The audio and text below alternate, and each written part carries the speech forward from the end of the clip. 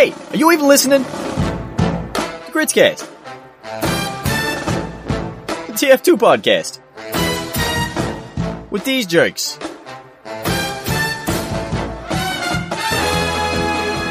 Hello and welcome to KritzKast, the Team Fortress 2 podcast. My name is, of course, Aggro. It's not, of course, Aggro.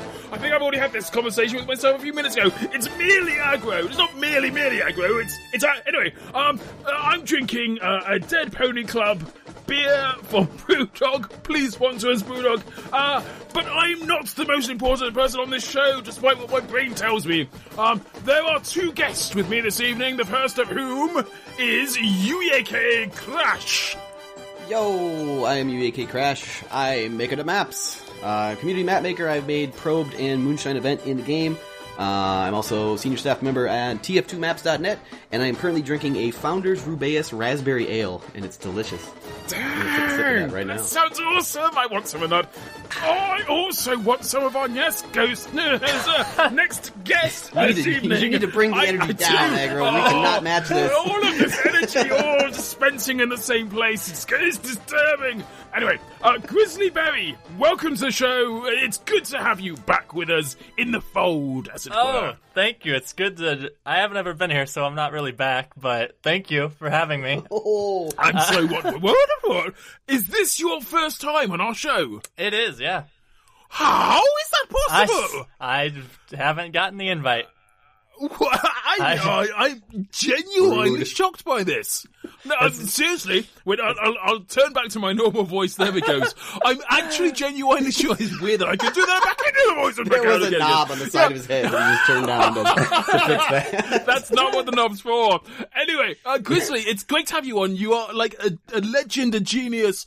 You've done so much stuff for the community, for yourself, for people who like maps, for people who like pictures and... the TF2s and it's wonderful. Give us a rundown. How have you, what makes a Grizzly Berry? Wow. I think you're talking me up a little bit, but, I mainly do videos on YouTube, and I'm involved in like a few other areas of the community, but I'd say YouTube is definitely the most prominent, thing I'm known for. Oh, that makes it just, I built you up and you built yourself down again. Like, the real I think truth you turned that knob the wrong way, Aggro. Yeah, we're somewhere, we're not out there, we're not down here. You're a legend in your own right.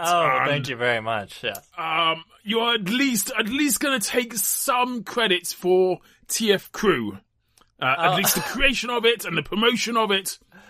Yeah, I helped with organizing a little bit, so that was all Dane, but I reached out to some people and got it rolling a little. Well, okay, and that's something you can do for the show today. We need to get it rolling a little.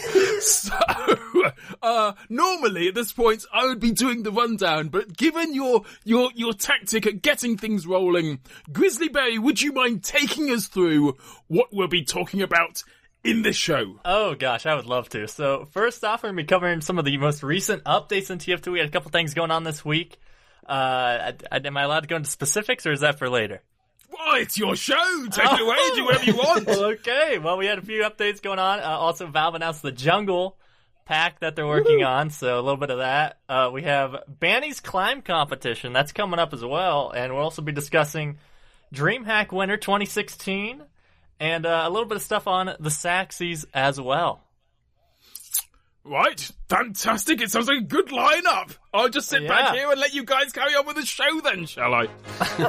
Well, now, you're listening to KritzKast. There were two medium-sized... Actually, no, to be honest, they were like somewhat small. I mean, I don't think that they did the localization file, so barely call them an update at all. But there was one where they added they modified the Taunt Unusualifier. So it applied non-Halloween unusual effects, now that the Halloween thing has ended.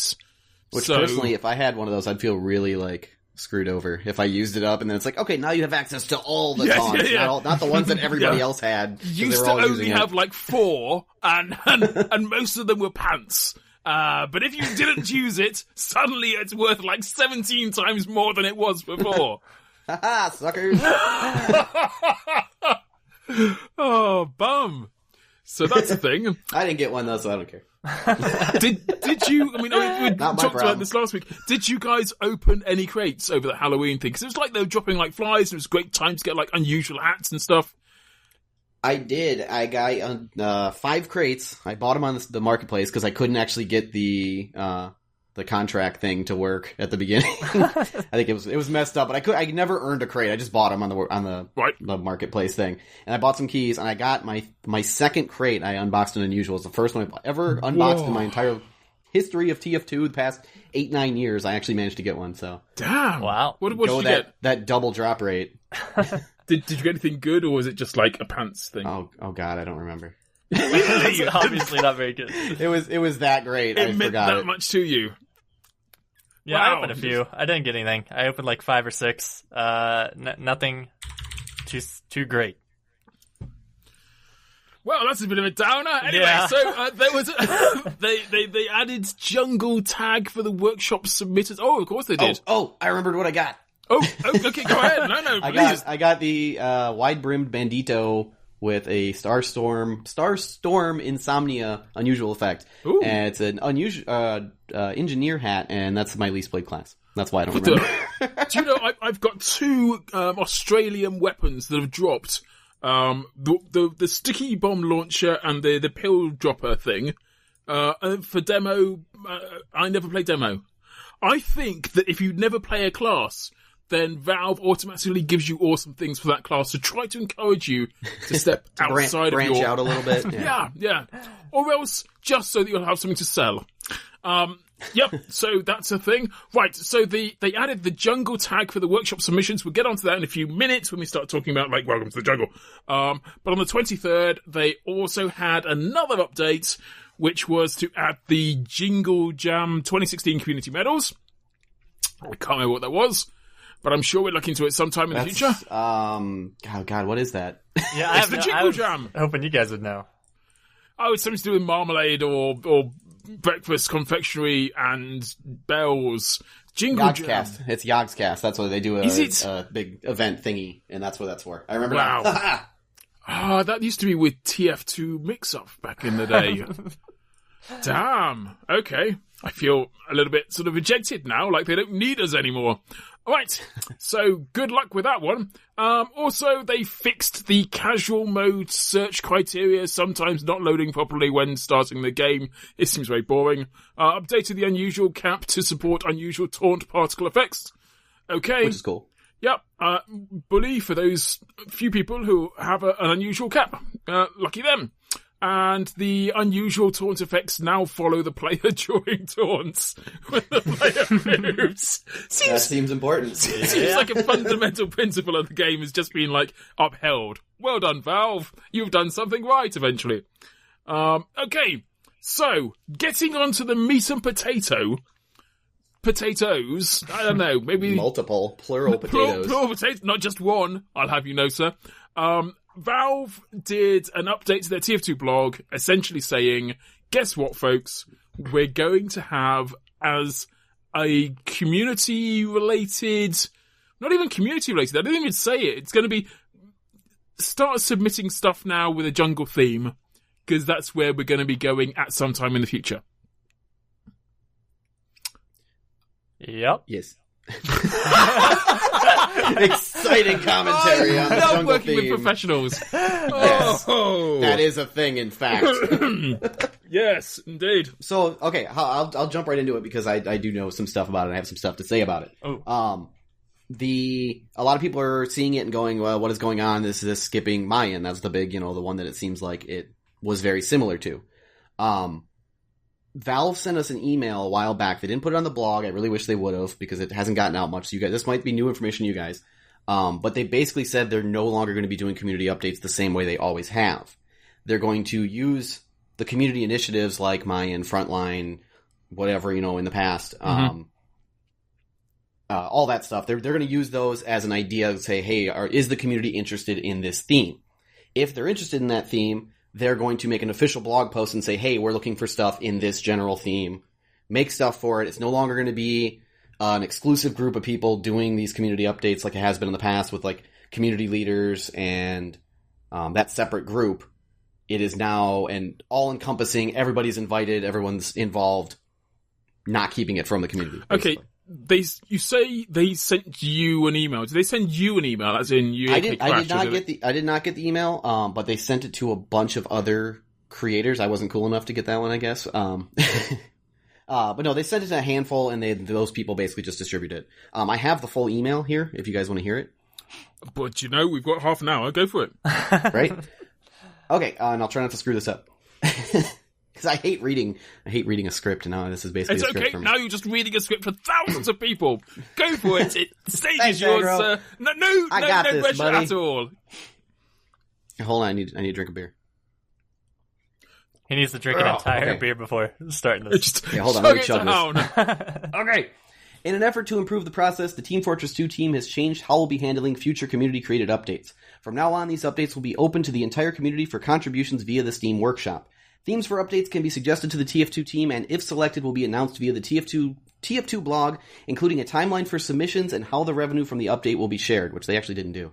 The entire TF2 community will be invited to contribute content, including maps, models, taunts, and unusual effects for the update via the Steam Workshop. The TF2 team will select from these workshop contributions the content that will be included in the update. We will no longer be accepting community updates outside of the method described above. Some of you have already started working on content for proposed future updates. Your creations can still be submitted to the Steam Workshop just like any other content for consideration, either as standalone content or as part of a themed future update. The plan is for Valve to consider suggestions for themed updates from the community. If there's a theme we think would be interesting to pursue, we'll create a blog post announcing the theme and inviting the entire community to participate. The blog post will outline the theme, timeline, and how the revenue will be shared. There won't be official community team leaders for the themed updates like there have been in the past. Just like anything that ships from the workshop, items will be selected based on the community's input. Regarding community members who create things that don't have workshops for, web pages, movies, etc., we'll need to handle those by a case-by-case basis. So basically what that's saying is, you guys give us ideas, we'll handle the nuts and bolts behind the scenes, and everyone can participate. As before, with something like the Invasion update, it was kind of a mess internally, which I think is very known now. And basically, they're trying to avoid that, and they're going to handle things. They're going to be splitting the revenue up. They're going to be deciding all that stuff. Well, I mean, to be honest, the way that I think that they've gone about, like, the community stuff has been very open-minded. They've allowed the community they've given the community enough rope to hang itself. And in many instances, the community has done this very well. But perhaps in many more instances, the community or the groups surrounding a particular update have found themselves in a situation. Sorry, I'm dying. Oh my goodness me! Oh my god!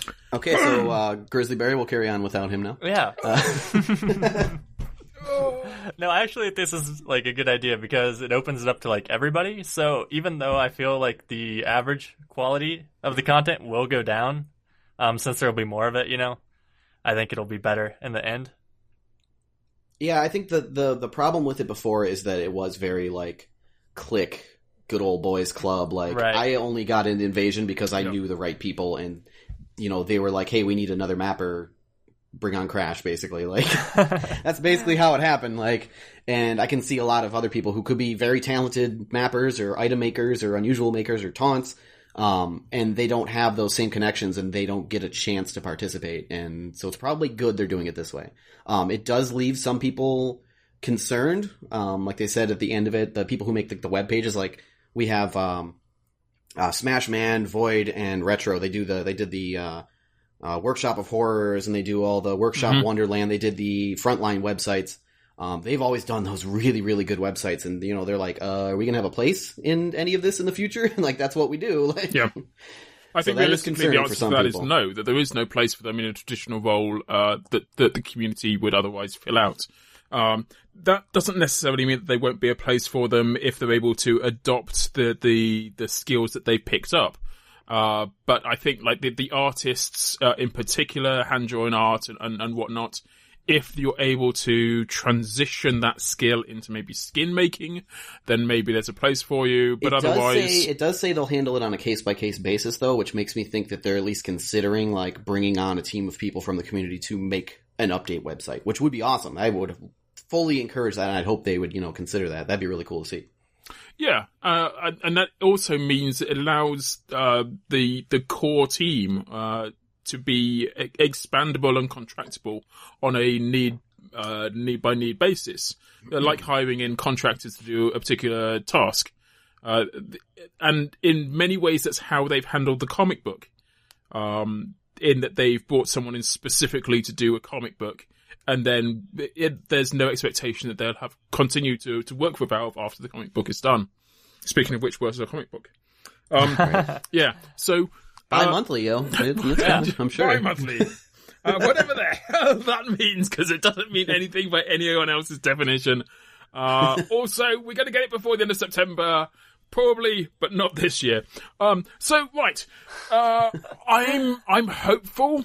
To be honest, going all the way back, I kind of think that this is what they should have done a long time ago. I've said before that Valve make the best content when Valve are making the content. Like, when they rely upon the community to do everything, it opens up the doors for terrible, terrible, huge mistakes and travesties. When they've just done something off their own back and used their own creativity, then it tends to be amazing stuff, but perhaps not as far-reaching as the community is able to bring. I think this is kind of like a good median. It allows stuff to be created by the community and the community to add additional content that otherwise wouldn't be generated. But it allows Valve to take control, Valve to add new voice lines, Valve to do SFM or whatever is necessary in order to generate like that amazing buzz that only Valve are able to do with their own things. I'm thinking like the bread that they do that. Like I don't want to be pessimistic, but they do. I feel like there's a lot of room for improvement on that, and hopefully them giving the community part of the reins in an update would give them the time to do that kind of thing. Yeah. I think we're all at this point curious to see what comes of this, but sort of hopeful. Like the brave new world that it could possibly be sometime in the future. I just clicked on the Malibu Sunset and Tropical Dawn unusual effect, and my god, I hope that gets into the game. That is so beautiful. Wow. Awesome. Anyway, we've spent a long time dealing with or looking at the possibilities of something that's coming up in the future, but without a timeline that anyone has actually specified. Kind of like I'm sort of interested to see if they're putting this shout out now for content that they want to release next summer. Because that would be a few months in the blog. So, but yeah, yes, it could be Valve time. Yeah. And if they are thinking of releasing this in a few months, like real human months, that's going to be what, January, February, maybe springtime. But it's definitely not going to be winter, because obviously they've got to do the Pyro update first, and then they've got to do the winter update. Which means, yay, we're going to get lots of updates, including this one. And it's kind of like a guarantee that we're going to continue to get updates for a game that's now 8 years old. It's like having Granny for Christmas. Enjoy Granny. If you have a Granny coming over for Christmas, enjoy her presents this year. There's a chance that this will be the last year Granny comes over for Christmas. I think that's very pessimistic. Like the fact that we're talking about 3 updates in the next 6 month time span, and then there's the potential for more. Book. I think that's very, very promising. And the comic book and all sorts of fun stuff. Granny's been busy this year. Oh. Yeah. Granny just got a pacemaker put in, man. Whole new lease of life. Think of the possibilities. Granny be surfing this time next week. Right. Yeah. Welcome to the jungle indeed. In fact, one of the people we do need to welcome to the jungle is Banny, who has admitted that he's spent some time making maps. What a transition. How dare he? I know! Nobody would have ever noticed if there hadn't been that large pregnant pause afterwards. Right, I'll just fill it in then, shall I? Yeah, go for it. Yeah, I'll do that. I need to mute this video, otherwise I'll be talking over Banny. It's nobody gets the right to do that. So Banny this week has released a video of him doing doing a jump map, and by doing I mean that map is adorable. By the way, let me just throw that out there. Okay. You had your chance. You had your chance to say something. You wasted it. So it's all me now. Right. So Banny, the internationally renowned star of the Team Fortress 2 competitive community, is not just responsible for being possibly the best man creation has ever seen, but also the best scouter, and apparently now a very good person at jumping from one small pixel to another one. He made a map that essentially allows, it's fascinating, I'm watching it at the moment, it's really distracting, that allows people to jump from a very small space to another space, small space, very high up. And in doing this map, he's able to complete it in a record time. It is, like, he was describing the video as being, I love doing these sort of maps because it's so relaxing. And every time he takes a jump, because he's so high up, every time he takes a jump, I clench. And it's like, no, don't drop, no. And then, like, halfway through, like, the next jump is to deliberately fall, like, hundreds of meters onto the ground. And my chest went, oh no! As it does, yes. So Aggro was getting very into the videos. I'm really into it. He was committed. Absolutely, I'm believing his first person perspective. I feel like I'm Banny. I'm like reliving moments of Banniness. Okay, now hard mode, do this in VR. Keep a bucket next to you. You're going to need it, sir. And some tissues, lots of tissues, to clear up the wee, as opposed to anything else you might have been thinking. Okay. I was wondering where that was going. Yeah, I think I needed to say something there. Right. So the point of him doing this is that he wants you to beat his time, which is quite cool. I'd like to see somebody do better. It's like better than the person who made the map. The other thing, sorry, I just drawn the bit where he falls down. So the other thing is that he's, I don't know, is this promoting map making? Is this promoting like map making for people who really want to get into playing competitively?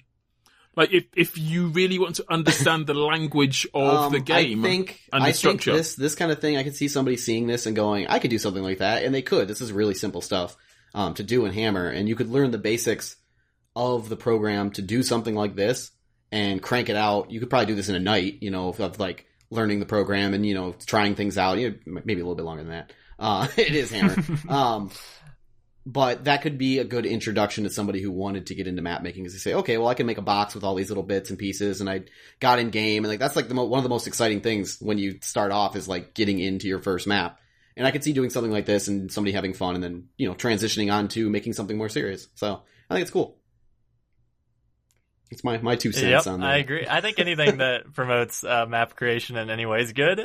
Even though this isn't necessarily like a traditional map, like Crash said, as long as it introduces people to the concept, I think it's good. So, I like watching in his video. You can see as he learned the tools. It's like, okay, now I'm gonna make some spheres and some spikes and like use some of the different primitives here. Yeah. Yeah, it's really special as well. It's good seeing like a competitive player and someone who's clearly spent a lot of time working, like training themselves as much as anything else. Training themselves like how to play Team Fortress 2.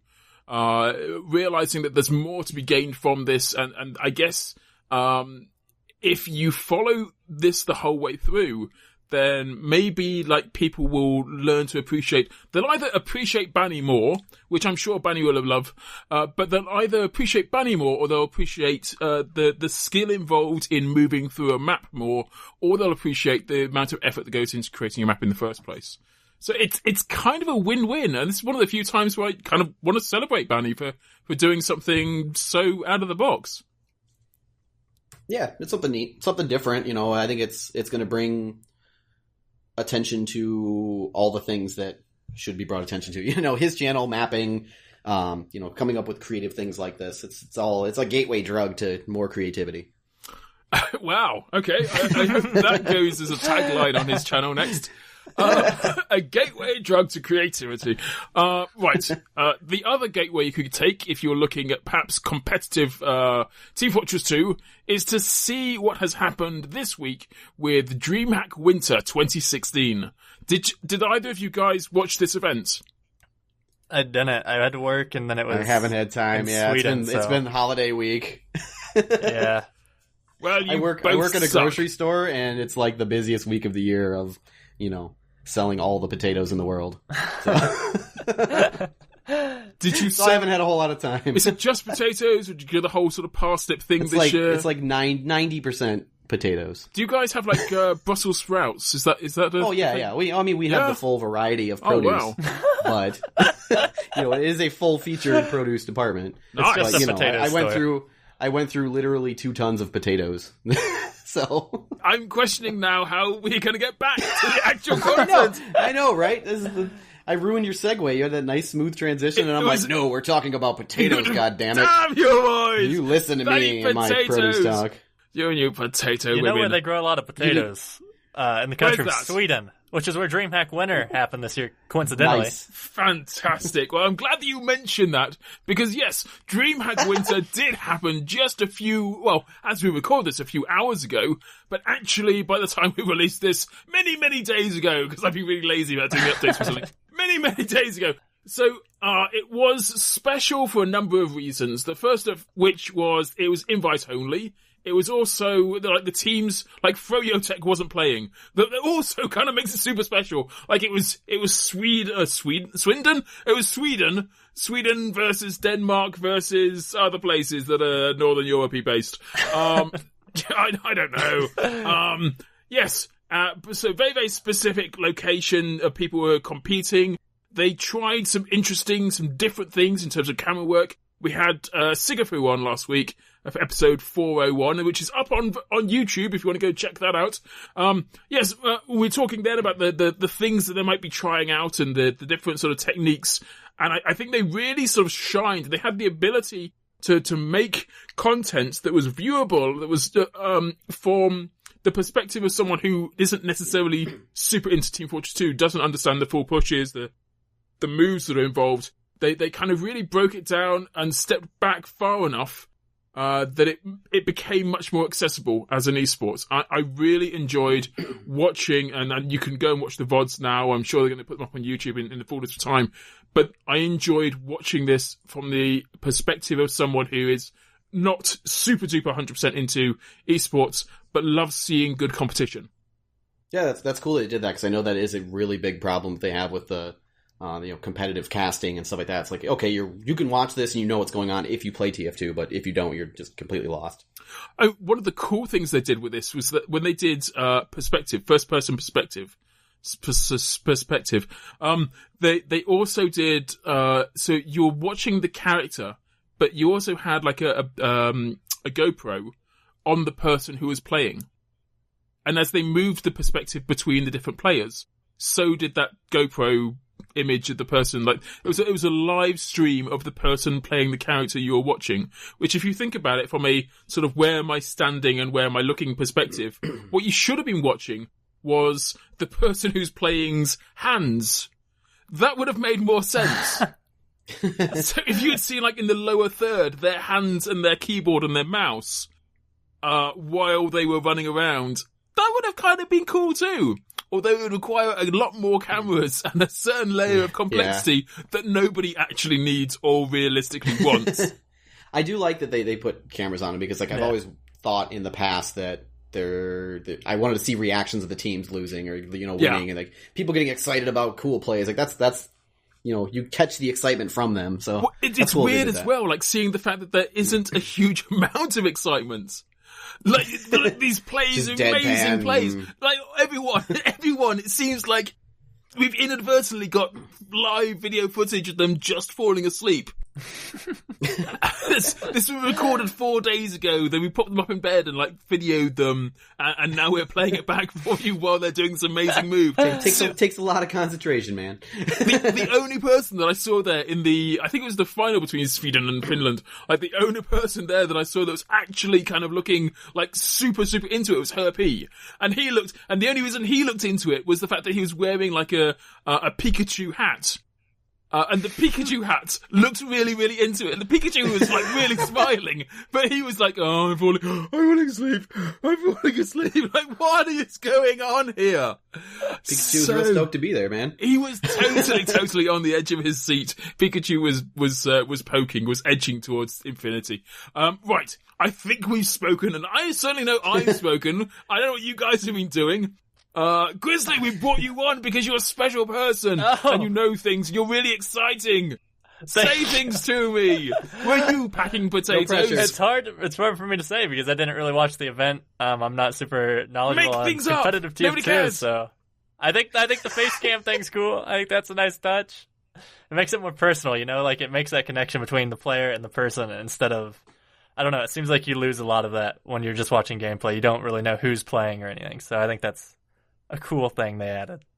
It also makes you aware, like the opportunity of seeing these people at LAN is always a possibility, particularly with Insomnia, and I think as the popularity of esports, as Team Fortress 2 as an esport grows, as does the chance that you might visit them, and you might inadvertently pass someone such as Herpy on the streets, and if you do get the opportunity, you will know who they are.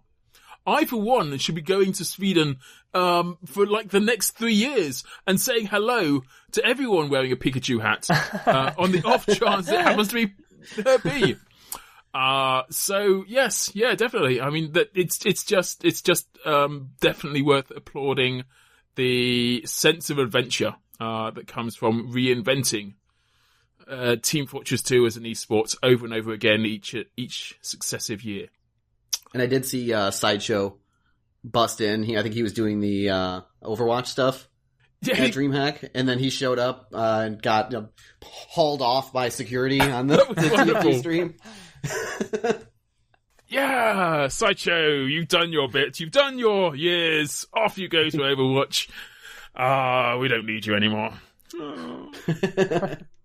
So that was one person we had to say goodbye to, but there was one person who said goodbye to something this week. I'm of course speaking of TTMR, who destroyed, as in wipes off the face of this digital earth, their very precious Saxy, which was won for the best action flick of 2016.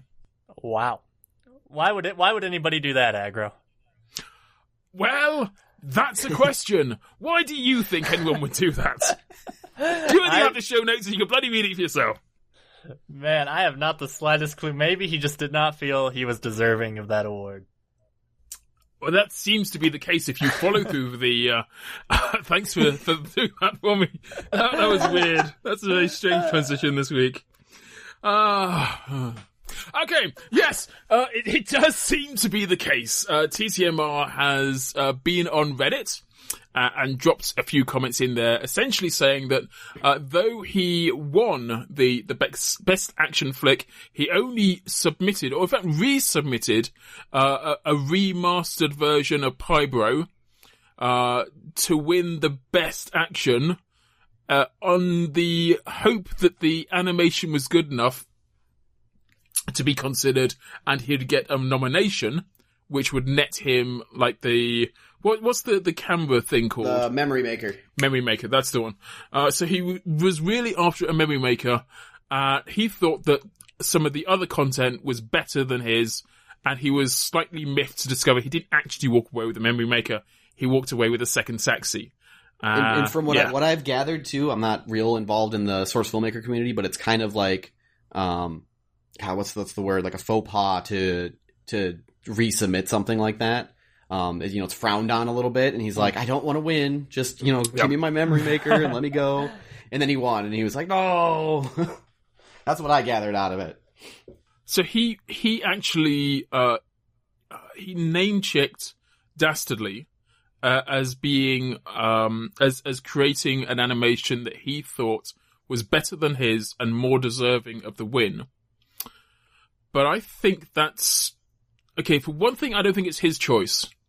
Like, he can't, as a winner, you can't say, well, thanks for choosing me, but I don't think that I won. This person should have won before me. And actually, if you do compare the two animations side by side, like, the double-edged defense, and again, this is my perception of it, as opposed to, like, Val's perception of it, double-edged defense kind of falls into that uncanny valley thing, where the movement is just not, it's just puppets being moved, as opposed to someone inside the body moving it.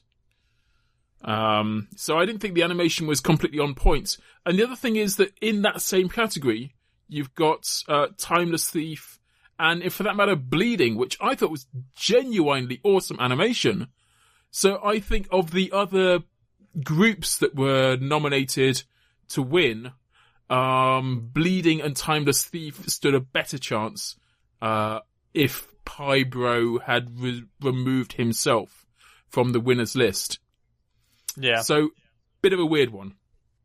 Yeah, I agree. I've watched Double Edged Defense and Timeless Thief. I didn't watch Bleeding, but from the Pyro, Timeless Thief, and Double Edged Defense, I'd say that Double Edged Defense was the weakest of the three.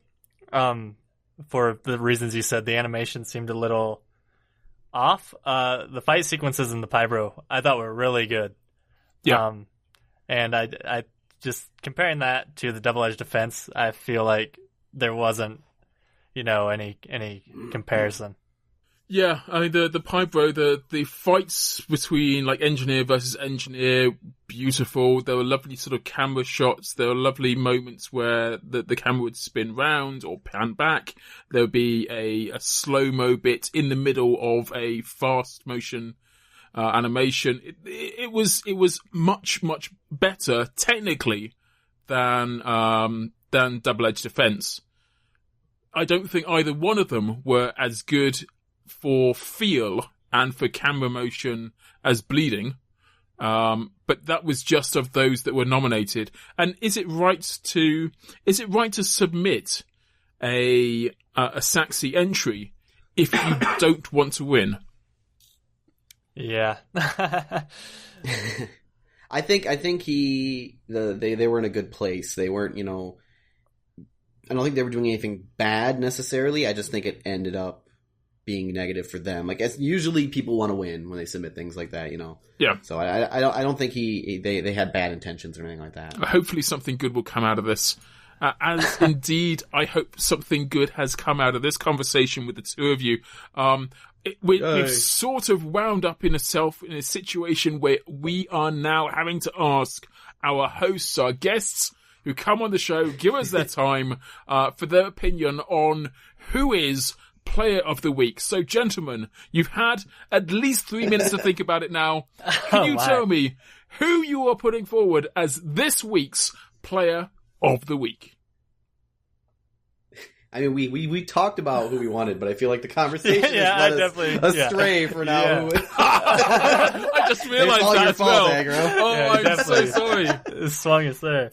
What a tough question that I wish we had more time to prepare for. Do you guys do team players of the week? I forget if that's a thing that you do. It's a thing, as long as the teams are like 400 people. Well, like the people who did DreamHack, like, they seem to have done a really great job with it, and they're trying unique things with, casting TF2, so... Well, I'll find out who that was then, and give them all a great big Player of the Week style lo-fi longwave for their efforts. Congratulations, organisers of DreamHack Winter. You are this week's Players of the Week. I'm playing music. Bum, ba, ba, ba, ba, bum, bum, ba. Indeed. Right. It has been an absolute joy having the two of you on for this week's episode. This week's episode 402, like we have an episode 402 every week. Like this week's episode of KritzKast. Gentlemen, how does one go about finding out what the awesome is that is erstwhile known as Grizzly Berry? You can follow me on social media such as Twitter and YouTube with Grizzly Berry with a 1 instead of an L. I'm not proud of it, but But it's a thing. I've It's just committed. happened. Yeah. Grizz. Grizz One. 1 wide. Gotta sound it out. Yeah. Wow. Yep, that's you. Okay. It's okay, Grizzly. I'm going by a clan tag from when I was 13 still. So. No shame. Just have to own it. Oh, I think that's going to be shame forever. Right, excellent. We'll definitely follow you there, and presumably another place we could find you in the near future may possibly be TF Crew. Is it crew.tf is the website? Yes. Crew.tf. That is correct.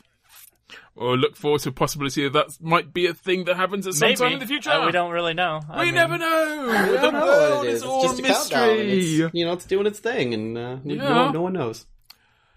Right. Speaking of no one knowing, how does no one come to know you? No, that's a book at all. What? Crash, What? do a That word. didn't even make sense. Okay, you can find me on the usual social media places as well as UEAK Crash, which stands for United Elite Ass Kickers. I'm not proud of it either. I was very young. I'm on Twitter, YouTube. You can find TF2 mapping tutorials, learn how to make TF2 maps, learn about the stuff I've made. I do a lot of behind the scenes things like that, and also come hang out with us at tf2maps.net and learn there as well, and hang out with lots of cool people making cool stuff. That pitch was so much better than mine. Thank you very much for asking. You can find out all of the awesome that is aggro by going along to my actual real name on Twitter. That's twitter.com/John Irwin, JOHNIRWIN. That's my real name. He's not proud of it either, but I'm very proud he's of it. committed. I've had it since I was 0. It's my real name. You just I'm had to not going to commit change now. it now. I'm living with it. I'm living the John Irwin dream. You can also find me on KritzKast. More importantly, you can find me on YouTube now under the banner KritzKast. That's youtube.com/KritzKast. We are everywhere. Everywhere you hear KritzKast, it's almost certainly someone intimidating. No, expertlating, mirroring, someone. Just cut your losses, Aggro. Just cut your It's a losses. thing. Anyway, right, big shout out, by the way, to Teleportato, who created the artwork that we used for episode 401 on YouTube, and to Wave Robin for doing, once again, the thumbnail for us at incredibly short notice, and hopefully, she'll be able to do an amazing job of the two of you when you appear on our YouTube channel. We shall Yay. only wait and see with bated breath the possibilities. For now, though, I think it's time to call a great big fat stop on all of this and let people get back to their real lives, whatever those lives may be. I'm Drinking. not drinking. Oh well, if you asked, make mine a Cheers. double. Cheers. So, thank you very much for watching. I'm sorry about that. That was way louder than I expected. When you click that. Thank you very much for joining us once again for KritzKast, the Team Fortress 2 podcast. Available at all good stockists and some of the bad places your mother told you not to go. Remember, whatever you're doing this evening, please look sideways and smile with a look of aggravation. Because that's my name, I'm Aggro. Good night, everyone. Bye, everybody. Bye. Sleep tight, Kev. That was KritzKast. Follow all of their social things. Twitter, Tumblr. Basically, you see KritzKast out there, it's gonna be them.